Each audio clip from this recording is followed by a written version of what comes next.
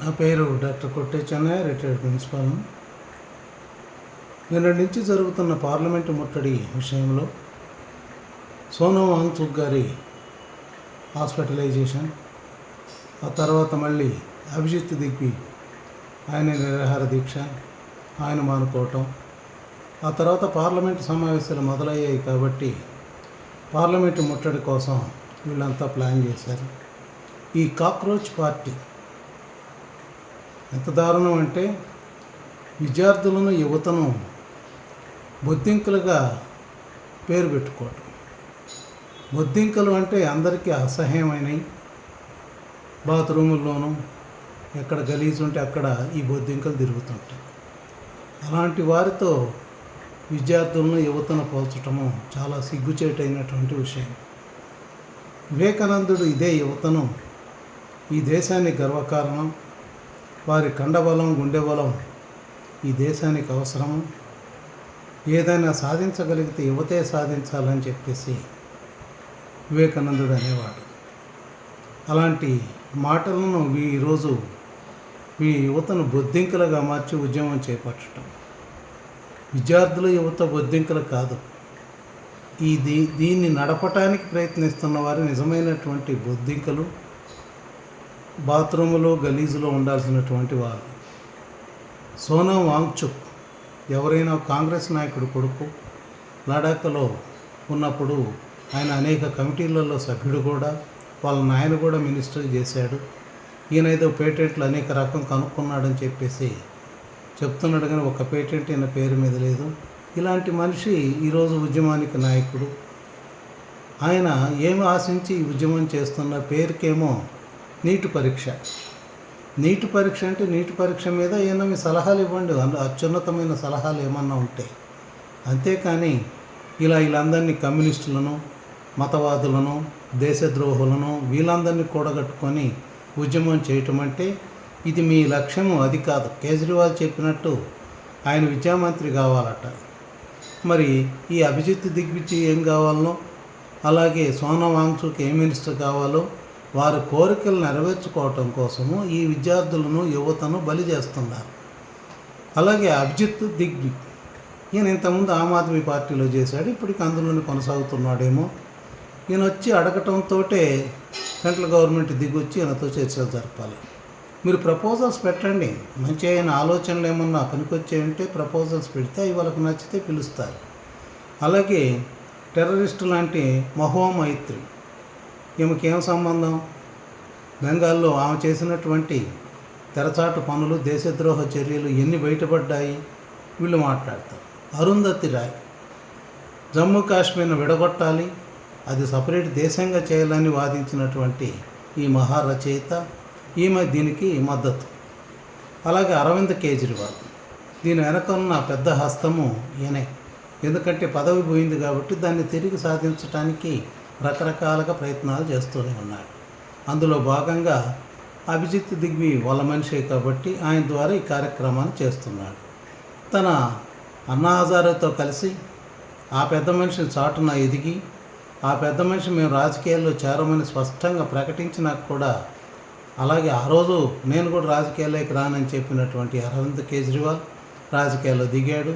10 ఏళ్ల పాటు ఢిల్లీ ముఖ్యమంత్రిగా పనిచేశాడు. ఎలా పనిచేశాడు, ఎలాంటి కుంభకోణాలు ఇరుక్కున్నాడు, ఆయన చెప్పిన దానికి చేసిన దానికి ఎంత తేడా ఉందో అర్థమైంది. ఆయన దించిపడేశారు. అలాగే బృందా కారత్, సిపిఎం, ఈ కమ్యూనిస్టులకు ఏ ఎన్నికల్లో గెలవలేని శక్తి ఈరోజు ఎక్కడ పదవులు లేవు, అధికారం లేదు. కమ్యూనిస్ట్ పార్టీ రోజు రోజుకు దిగజారిపోతూ ఉంది. దాన్ని ఎలా నిలబెట్టుకోవాలని ఏ ఉద్యమం దొరికితే ఆ ఉద్యమం వెంట పడుతూ ఉన్నారు. అలాగే డి రాజా కూడా, సిపిఐ, ఈయన కూడా ఇంత పెద్ద మనుషులు, కొంచెం గౌరవం ఉన్న మనుషులు, వీళ్ళు కూడా ఈ బొద్దింకలతో చేరి ఉద్యమాలను సపోర్ట్ చేయటం ఒక పద్ధతి లేని ఉద్యమం. దేనికోసం చేస్తున్నారు వీళ్ళందరూ కూడా? నీటిని ఉద్ధరించడానికి ఇంతమంది బయలుదేరారు.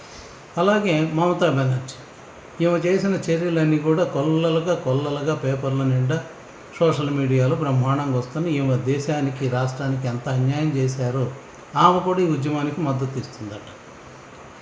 ఇలా ఒకరికొకరు ఎవరు స్వార్థం కోసం వాళ్ళు ఉద్యమంలోకి వస్తున్నారు. ఆ పిల్లలు మరి వాళ్ళందరినీ పార్లమెంట్ ముట్టడి అంటే పార్లమెంట్లో దూసుకుపోతూ ఉంటే పోలీసులు చూస్తూ ఉంటారా? వాళ్ళ డ్యూటీ ఏమి? పార్లమెంట్ను రక్షించటం, ఈ దేశ ప్రజాస్వామ్యాన్ని రక్షించటం కోసం. మరి హద్దు మీరిన వారిని లాఠీలతో కొడతారు. కొట్టకుండా ఉంటే ఊరక అయ్యా బాబు అంటే వినే రకాలుగా ఉన్నారు వాళ్ళు. చూశారు కదా మీరు టీవీలలో. అలాగే దేశానికి స్వతంత్రం కావాలి. ఆయన విద్యాశాఖ మంత్రి ధర్మేంద్ర ప్రధాన్ రాజీనామా చేయాలి. ఎందుకు చేయాలి? మీరు సహేతుకమైన కారణాలు, పేపర్ లీక్ అవుతూనే రాజీనామాలు చేస్తారా? దాన్ని సరిదిద్దుకోవటానికి ప్రయత్నించాలి. ఎన్ని పేపర్లు లీక్? కాంగ్రెస్ ప్రభుత్వంలో ఎన్ని పేపర్లు లీక్ కాలేదు? అలాగే కమ్యూనిస్టు ప్రభుత్వాలు ఎన్ని కాలేదు? కమ్యూనిస్టులు రాజ్యం వెళ్ళిన వాళ్ళే, కాంగ్రెస్ వాళ్ళు రాజ్యం వెళ్ళిన వాళ్ళే, కేజ్రీవాల్ రాజ్యం వెళ్ళిన వాడే. వాళ్ళ తప్పులు ఉన్నప్పుడల్లా వాళ్ళు రాజీనామాలు చేశారా? ఇంకా రాష్ట్రకు ప్రధానమంత్రి రాజీనామా చేయాలని ఈరోజు ప్రధానమంత్రి ఇంటి ముందు ఈ కాంగ్రెస్ నాయకులంతా కూడా ధర్నా చేస్తూ ఉన్నారు. ఎంతవరకు సమంజసం? ప్రియాంక గాంధీ కానీ రాహుల్ గాంధీ అన్నింటిలో ఫెయిల్. ఒక ప్రతిపక్ష నాయకుడు కానీ ఫెయిల్ అయ్యిండు. ఒకవేళ ప్రధాని రాజీనామా చేసి, ధర్మేంద్ర ప్రధాన్ రాజీనామా చేసి, ప్రభుత్వమే రాజీనామా చేస్తే వీళ్ళు నడపగలరా? మనం నడపగలిగే వాళ్ళు ఉంటే ప్రజలలోకి పోయి గెలిచి రండి పార్లమెంటుకు. అది చేత కాదు. ప్రతి చోట ఓటమి. ఆ ఓటమిని ప్రజాస్వామ్యబద్ధంగా ఎన్నికల ద్వారా ఎన్నికే రాజ్యాధికారం సంపాదించాలి. కానీ ఈ వీధి పోరాటాలతోటి ఇదేమి ఆఫ్రికా దేశాలు అనుకున్నారా? ఒక పటిష్టమైన ప్రజాస్వామ్య వ్యవస్థ ఉన్నటువంటి దేశం ఇది. దీనిలో మీరు అన్నీ కలిపి అలాగే సలహాలు అవి చెప్పండి.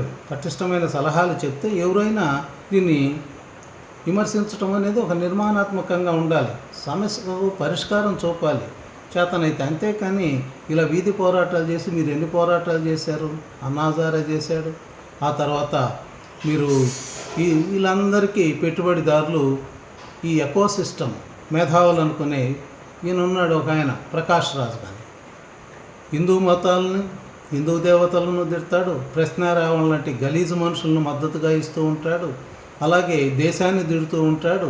వీళ్ళందరూ ఒక చోటకు చేరారు. ఇప్పుడు దేశ ద్రోహులు అనుకోండి. దేశం అంటే, ప్రజాస్వామ్యం అంటే నమ్మకం లేని వాళ్ళు ప్రజాస్వామ్యం గురించి మాట్లాడతారు.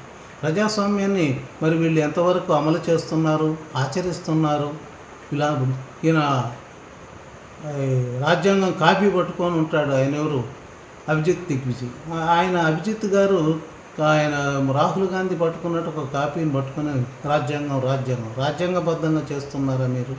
ఇలా దేశానికి పరిష్కారం చేయలేని వారు కేవలం వాళ్ళ స్వార్థం కోసం, వాళ్ళేదో పదవులలోకి వెళ్ళాలనే ఉద్దేశంతో దేశంలో దృష్టిలో పడాలని, ఢిల్లీ అయితే బాగుంటుందని చెప్పేసి ఇలాంటి పిచ్చి పిచ్చి చేష్టాలు. జార్జ్ సోరస్, అలాగే అమెరికా డీప్ స్టేట్ ఈ దేశంలో అల్లకొల్లను సృష్టించాలని, ఈ దేశాన్ని అభద్రతా భావంలోకి నెట్టాలని, దేశాన్ని ఎదగకుండా చేయాలనేది డీప్ స్టేట్ యొక్క ప్రధాన లక్ష్యం. దానికి వీళ్ళందరూ పావులుగా, వీళ్ళందరికీ డబ్బులు ముడుతూ ఉంటాయి. ఎంత లగ్జూరియస్గా బతుకుతుంటారో మీరు గమనించండి. ఎలాంటి కార్లలో వస్తారు, ఎలాంటి లాడ్జీలలో ఉంటారు. వీళ్ళ పిల్లలు ఫారిన్లో ఎలా చదువుకుంటున్నారు, ఎంత కాస్ట్లీ యూనివర్సిటీస్లో. వీళ్ళ పిల్లలు ఎవరన్నా ఈ కాక్రోచ్లతో కలిసి వచ్చారు ఉద్యమంలోకి. వీళ్ళందరూ ఇప్పుడు చెప్పిన సోనం వాంగ్చుక్ కానీ, అభిజిత్ దిగ్విజయ్ కానీ, ప్రకాష్ రాజ్ కానీ, మహువా మైత్రి కానీ, అరుంధతీ రాయ్, అరవింద్ కేజ్రీవాల్, రాహుల్ గాంధీ, బృందా కారత్, మమతా బెనర్జీ, వీళ్ళందరూ బంధువులు కానీ పిల్లలు కానీ ఎవరన్నా ఈ ఉద్యమంలోకి వచ్చారా? వాళ్ళు రారు. అమాయకులైనటువంటి పిల్లలను రెచ్చగొట్టి, దానికి తోడు ఈ మత ఆవేశాలు, బొంబాయి నుంచి అనేక మంది మరి ఇతర మతస్థులను అందరినీ, దేశ వ్యతిరేక మతస్థులందరినీ తీసుకొచ్చారు. రైళ్లలో వస్తూ ఉన్నారు. ఆ సమాచారం అంతా కూడా అందింది. ఇటు ఉత్తరప్రదేశ్ నుంచి వెళ్తున్నారు. వీళ్ళందరినీ అడిగి, వీళ్ళందరూ విద్యార్థులు అంట. నీట్ విద్యార్థులు ఎవరన్నా ఉన్నారు అందులో? నీటిలో నష్టపోయిన వాళ్ళు ఎవరన్నా ఉన్నారా? కాదు, యువత. మీరు చెప్పేది ఏంటి? నీటి గురించి చెప్పినప్పుడు నీటి విద్యార్థులు ఉండాలి కదా, వాళ్ళు లేరు. ఈ పెద్ద మనుషులంతా ఉంటారు. ఎందుకంటే మోడీ మీద కోపం. మోడీతో ఎలక్షన్స్లో గెలవలేము, వీధి పోరాటాలతో ఎట్టయిన అధికారం సాధించాలి. ఈ దేశంలో అది కుదరదు. ప్రజాస్వామ్యమైన, పటిష్టమైన ప్రజాస్వామ్యం ఉంది ఇక్కడ. మీరు 4 రోజులు అల్లరి చేసి పేపర్లలో, సోషల్ మీడియాలో ఎక్కితే ఎక్కొచ్చు, కానీ మీరు అది సాధించలేరు. కాబట్టి దేశాన్ని అభద్రతా భావంలోకి నెట్టొద్దు. జార్జ్ సోరస్ వాళ్ళు డబ్బులు ఇస్తూ ఉంటారు మీకు. ఆ డబ్బులను ఇంకా అనేక రకాలుగా మీకు మత సంస్థలు ఇస్తున్నాయి. ఈ దేశ వ్యతిరేక శక్తులు, చైనా లాంటి వాళ్ళు ఇస్తుంటారు. వాటన్నిటికీ ఆశపడి, కక్కుర్తిపడి దేశాన్ని భద్రతలోకి నెట్టకూడదని చెప్పేసి మా విజ్ఞప్తి. ఎందుకంటే ఈ దేశ పౌరుడికి దేశ అభివృద్ధిని, ఈ దేశ ఉన్నతిని మనం కోరుకోవాలి. అంతేకాని ఎవరో డబ్బులు మూటలకు ఆశపడి, కక్కుర్తిపడి, పదవుల కోసం లేని పదవులకు, చేతగాని పదవులకు, అందుకోలేని పదవులకు ఆశపడి ఇలాంటి ఉద్యమాలకు బలి చేయొద్దు. విద్యార్థులను, యువతను ఒక మంచి మార్గాన్ని నడపటానికి ప్రయత్నించండి దేశ అభివృద్ధి కోసం.